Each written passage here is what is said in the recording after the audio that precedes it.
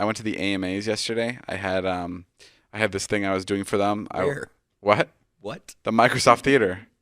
They had the AMAs? What do you mean? Yeah, they had it's fucking crazy. I mean, it's COVID lockdown. Like anybody, obviously, when you get in there. Did you send a laptop with your face on it? It was just a Zoom. Yeah. No, so when you get in there, obviously everybody's wearing masks. Right. And we got COVID tested a day prior or 2 days prior or whatever. Mm-hmm. And then when we got there, you have to do another rapid COVID test. That's not really rapid. It takes about like 15, 20 minutes. So you're sitting in your car.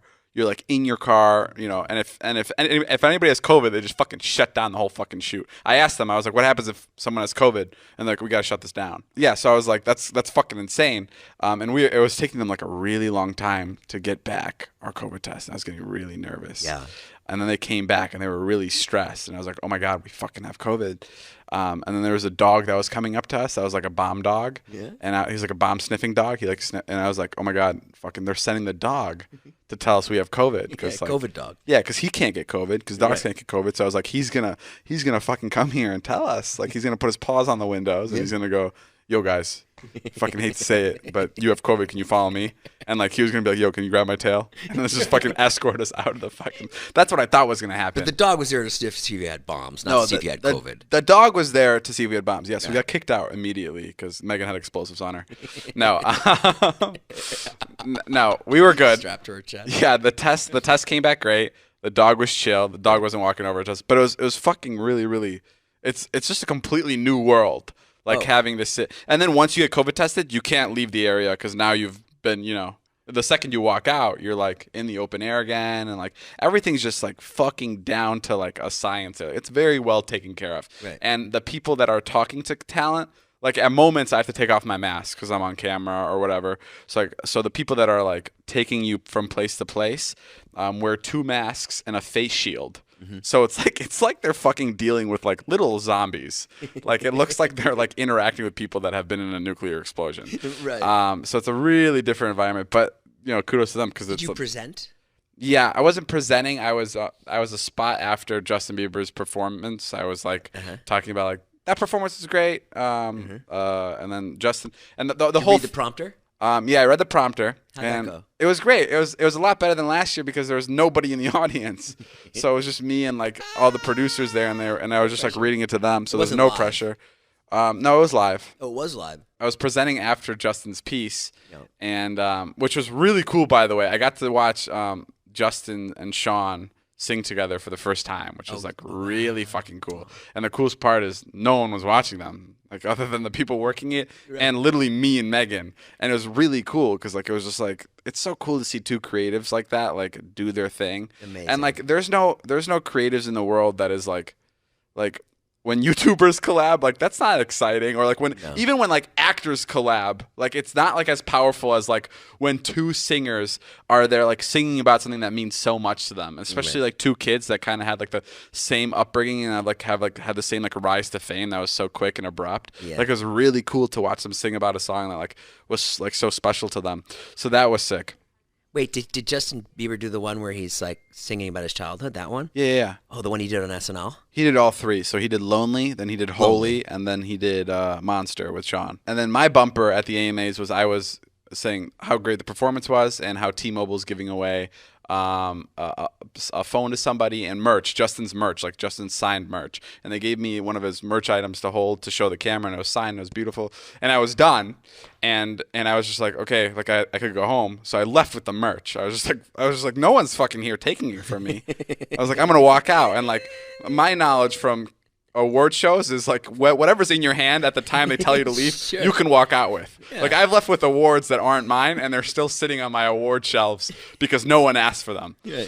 So I was like, fuck it, I'm leaving with this. It's merch. I'm sure they have like others that he signed. And we get a call today. They're like, yo, did you guys walk away with the signed merch? Because I was gonna send it to my friend Shannon Healy, this is so random, but she's a huge Justin Bieber fan. And when I collabed with him, she like messaged me about him, and I was like, I want to send it to her. She lives in my hometown, and they called. They're like, "Yo, did you take the Justin Bieber merch?" And first Megan was like, "No," and I was like, "Why the fuck did you lie to them? Like, why did you lie to them? And then Megan called back and was like, yeah, we have it. And they're like, it's the only one. Like, that's the only one that they were That was giving the away. one that was going to the T-Mobile That was the one that fan. someone was going to win. Yeah. And I was like, oh, fuck. Like, I thought he signed 5 of them. But it was like this specific one. So I was like, fuck. So now we have to go give it back. Which kind of stinks. But I mean, hey, like, that's what we get for trying to steal. Yeah. Yeah. I mean, like 99.9% of the time, that would have been in Shannon Healy's hands. 100%. Yeah, they wouldn't have said anything. I had this whole plan too that I was gonna like fly to Chicago and like hand deliver it to her myself. Like I was really excited because she's a huge Justin Bieber fan. And now you're being arraigned on Monday. So yeah, for grand larceny. Yeah, I'm going to court, but it was great. Is there ever a student that you taught that you just hated or you don't like? Or there's one student that comes to mind where I just won't. Like if I saw him in person, I would just ignore him, as opposed to every other student I would like. You won't be forgive super him? excited. No, it's been years. So the story with that is that when I was the journalism teacher, I would take kids on field trips every year to like journalism conventions that were like national things. So like every high school in the country would journalism convention. Yeah, high school journalism conventions. Wow. They were a great time. And so I took kids to Boston this one year. So we were there. It was like the second day. We were there for 3 days. We woke up on the morning of the second day. And I'm trying to get everybody together in the lobby of the hotel in Boston. And I'm like counting heads, and there's one off. And this one kid comes up to me. I'm going to change to the student's name just for the sake of the story. Yeah. This one kid comes up to me and says, "We don't know where Mike is." And I'm like, "What are you talking about? Like, I watched you close the door when you guys went to bed in this hotel room last night. And then now it's the morning. Like, what do you mean you don't know where he is?" And he's like, this kid's like, well, he left last night. He said he was going to go meet some girls, and he didn't come back. And I start losing my mind because it's in the middle of like downtown Boston, and and we went to bed like the last event. And you're responsible for every student. I'm responsible, exactly. So I'm like, this kid could be fucking dead, and so I'm having a panic attack. And not only that, but one of the chaperones that I brought with me was my boss, who was in charge of the entire English department. Yeah. And I'm like, my boss is watching me like lose a kid and lose my mind. This kid could be fucking dead in an alley somewhere. And so I was losing my shit. I was calling this kid nonstop, and I just went into like a different like mindset where I'm like, I need to track down this kid. If it's his fucking dead body or what, like I don't care. I need to I'm gonna get fired if I don't. Back or something. Right. Like, I don't care if it's his eyeball. Like fingerprints, something. Exactly. Yeah, I need something. Eventually he picks up the phone and he's like super groggy sounding. I'm like, "Hey man, where the fuck are you?" He's like, "Oh, I guess I slept in." I'm like, "That's bullshit because I'm with your 3 fucking roommates. We're in the lobby right now. Like, what are you talking about?" And eventually, it's funny that this was at a journalism convention because I was doing like detective work of like trying to put the pieces together. But I eventually found him. He took a cab to a different hotel to meet up with some girls that he met at the journalism convention. And so like I eventually I take a cab there. He like eventually tells me where he is. I meet up with him, and I'm like, I'm sitting down with him. I'm like, "It looks like I'm happy to see you, but it's only because you're alive. Like, other than that, I'm like at the end of my fucking rope, right? Like, I'm just gonna." I told the story a couple weeks ago about how mad I was in like to a classroom, but this was like the most directed anger at like a single student I've ever had in my life. I'm like, "I'm gonna strangle you." I'm like, "You're going home immediately. Like, I'm sending one of the chaperones home with you right now. I'm gonna book a flight. I can't fucking trust you to stay here for another night. Like, are you out of your goddamn mind?" I heard stories later. It's like, yeah, he hooked up with both girls that were in the room. Like other students were telling me this. I'm like, listen, man, good for him. If he pulled off something great. If I were 16 and I could hook up with 2 other girls in another high school, like good for him. But I also still want to murder him. But like the repercussions were he had to fly home immediately. I kicked him out of my class. Wow. Like he could not be a newspaper. I'm like, I'm not gonna fucking deal with this kid. Like, look at him every day, like third period, like, "Oh, what story ideas do you have today?" I'm like, get him the fuck out of my class. I never want to look at him again.